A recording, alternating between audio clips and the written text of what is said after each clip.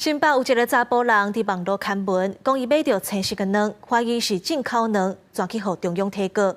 农业部表示，为着要压制有人乌病生话起无空，才会甲告。行政院嘛讲，并且这篇文章是假信息。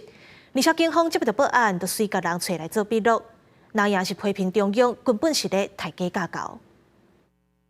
铺车乌性两个大本怀疑是进口卵，互农业部报案提告。警方报告8点钟，伫新北市新庄找到发文的查甫人，各亲送通知书，各地做笔录。不过，这种做法比质疑无符合比例原则。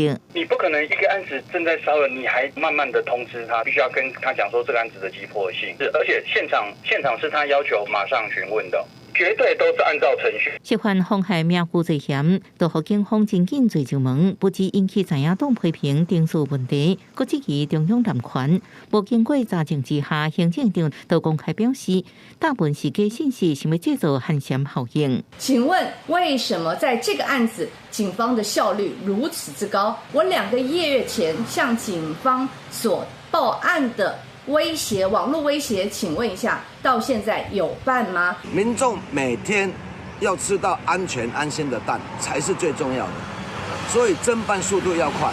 这不是绿色恐怖，而是希望尽快厘清真相。面对外界质疑，行政院回应，卫福部甲地方政府于9月14日开始联手稽查，已经查获各大通路超过3000件鸡卵，拢符合规定。记者顶悬也无进口卵，搁一摆表示，网络大文毋是正确资讯。农业部是伫面册讲到，用社会化甲妨害名誉报案，是针对无证据的故意造谣的人，毋是一般的民众。记者综合报道。